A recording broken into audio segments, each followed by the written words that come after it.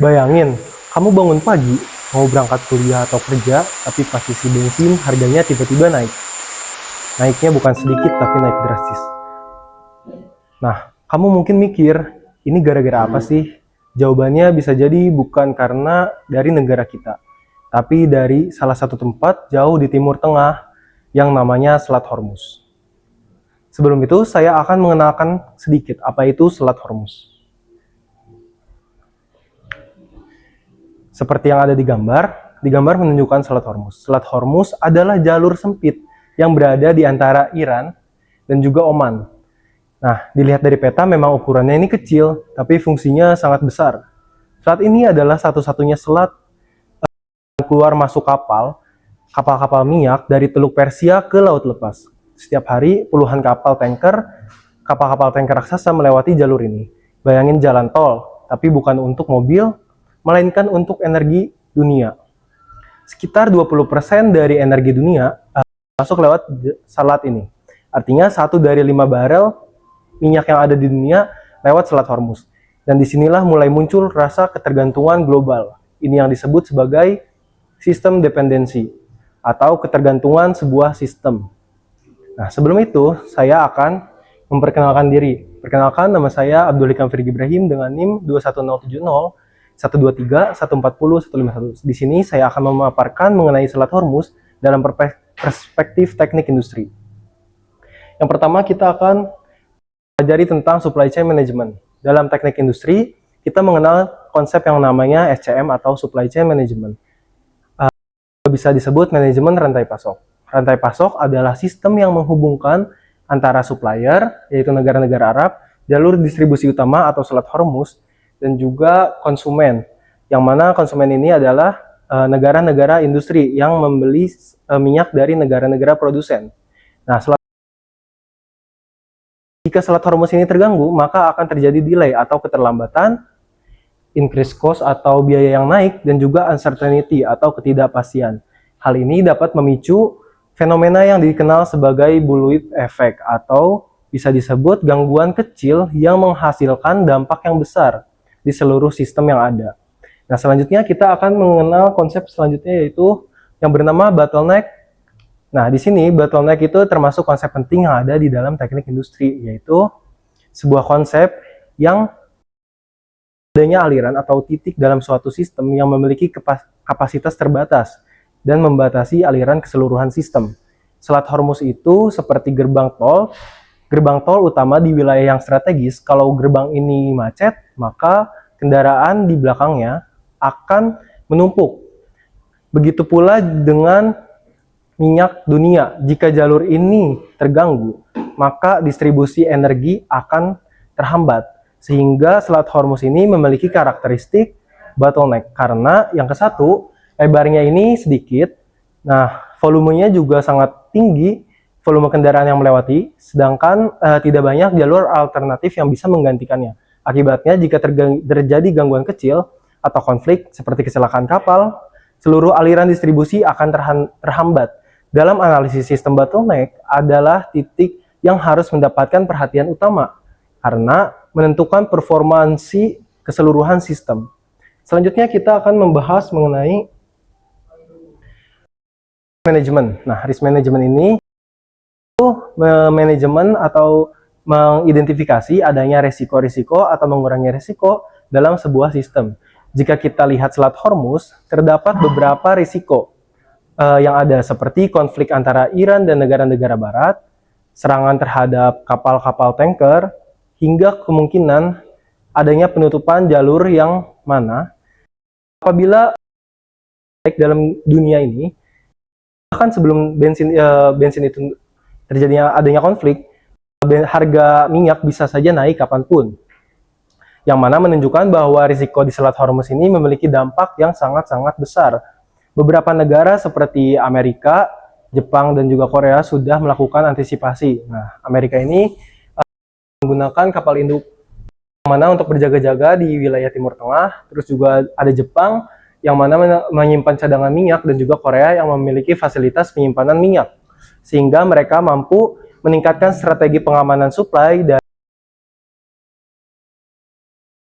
perspektif teknik industri walaupun probabilitasnya tidak selalu tinggi, tetapi karena dampaknya sangat besar, Selat Hormuz termasuk kategori high impact risk, yang mana harus selalu diantisipasi untuk tidak terjadi masalah. Selanjutnya kita akan belajar mengenai sistem dynamics. Nah, di sini yang kita bahas yaitu domino effect, yaitu bagaimana satu perubahan kecil dapat memengaruhi keseluruhan sistem yang ada. Contoh nyatanya, ketika terjadi gangguan di Selat Hormuz, pasokan minyak menjadi berkurang hingga harga minyak naik dan juga dapat menyebabkan harga biaya produksi meningkat dan akhirnya harga barang-barang pun ikut naik yang berdampak pada turunnya daya beli masyarakat. Dalam realita, negara seperti Indonesia juga ikut terdampak. Ketika harga minyak di dunia itu naik, maka harga BBM pun ikut naik ataupun ikut menyesuaikan. Hal ini menunjukkan bahwa sistem global saling terhubung. Satu gangguan kecil bisa saja memiliki dampak keseluruhan ke seluruh dunia. Selanjutnya kita akan mempelajari tentang konsep sustainability. Nah, sustainability atau keberlanjutan adalah masalah utama di Selat Hormuz karena ketergantungan dunia terhadap selat itu. Terbatasnya jalur distribusi karena banyak negara-negara mulai mengambil langkah ke depan seperti Jerman atau negara dari Uni Eropa yang mana memiliki konsep sustainability, mereka menggunakan energi terbarukan seperti angin dan matahari. Nah, Cina juga melakukan investasi besar terhadap kendaraan listrik dan energi bersih. Bahkan Arab Saudi yang dikenal sebagai negara penghasil minyak mulai mengembangkan proyek energi non-minyak yang melalui program yang bernama Vision 2030. Dari sudut pandang teknik industri, semakin beragam sumber energi yang ada, maka akan semakin kecil gangguan global yang akan disebabkan. Selanjutnya kita akan membahas mengenai konsep forecasting. Dalam teknik industri, forecasting digunakan untuk memprediksi kondisi masa depan. Dalam konteks Selat Hormuz, peramalan ini digunakan untuk memprediksi harga minyak ataupun potensi konflik, serta keseimbangan supply dan demand. Yang menarik, dalam dunia nyata, harga bensin ini memang bisa naik kapan saja, atau harga minyak bisa kapan saja bisa naik. Nah, prediksi ini belum terjadi, namun bisa benar-benar digunakan oleh industri-industri yang ada, sehingga nantinya akan mengambil keputusan sesuai prediksi ini. Negara-negara seperti Amerika Serikat dan juga Cina juga membuat skenario jika terjadi gangguan di Selat Hormuz. Hal ini menunjukkan bahwa dalam satu sistem, bila prediksi ini memiliki peran yang sangat besar dan sangat penting. Selanjutnya kita akan mempelajari mengenai inventory management. Nah, di inventory management dalam dunia energi, ini berarti bagaimana negara mengelola cadangan minyaknya. Beberapa negara sudah mengambil langkah ke depan, seperti Amerika yang memiliki strategic petroleum reserve terbesar di dunia. Cina dan India juga mempunyai cadangan minyak yang besar, sehingga nantinya bisa digunakan apabila dengan keadaan yang kritikal. Untuk menghadapi kondisi ini, Indonesia sendiri mulai meningkatkan cadangan energi dalam nasional, yang mana realitanya terjadi ketika ada gangguan supply di negara akan menggunakan cadangan minyak tersebut untuk menjaga stabilitas energi yang ada. Namun, menyimpan stok juga memiliki biaya yang sangat tinggi, sehingga dalam teknik industri kita harus bisa menyeimbangkan antara menyimpan cadangan ataupun juga keamanan supply yang ada. Nah, selanjutnya kita akan mempelajari tentang decision making, yang mana ini adalah pengambilan keputusan. Keputusan di sini sangat-sangat penting diambil. Keputusan juga harus cepat dan juga berdasarkan data yang ada. Tidak hanya semena-mena. Pemerintah harus bisa memutuskan apakah menaikkan harga BBM atau tidak, mencari supplier alternatif yang ada, atau juga menggunakan cadangan energi. Negara-negara seperti Jepang dan Korea Selatan sering melakukan disverifikasi supplier, sehingga mereka bisa tidak bergantung hanya pada suatu wilayah tertentu saja. Kesalahan dalam pengambilan keputusan bisa berdampak besar pada kehidupan ekonomi dan masyarakat. Dan disinilah peran penting dari teknik industri, yaitu membantu memilih keputusan terbaik dari berbagai alternatif yang ada.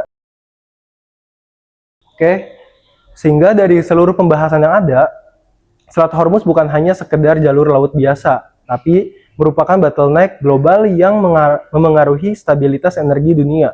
Melalui perspektif teknik industri, kita tidak hanya memahami apa yang terjadi, tetapi juga bagaimana sistem bekerja, bagaimana risiko dikelola, dan juga bagaimana solusi dirancang. Dan yang paling penting, kita menjadi lebih sadar bahwa kejadian di satu titik dunia bisa berdampak langsung pada kehidupan kita sehari-hari. Mulai dari harga bahan bakar hingga bahan-bahan kebutuhan kita lainnya atau bahan pokok kita. Ini menunjukkan bahwa dunia saat ini adalah sistem yang saling terhubung. Selat Hormuz mungkin terlihat kecil di peta, tapi dampaknya bisa kita rasakan oleh seluruh dunia. Dan itulah kekuatan sebuah sistem, di mana satu titik kecil bisa menentukan arah dunia. Terakhir, saya akan memberikan sedikit kata-kata. Selat Hormuz is tiny, but the impact is huge. But it is not about Selat Hormuz. Saya Virgi, pamit undur diri. Terima kasih.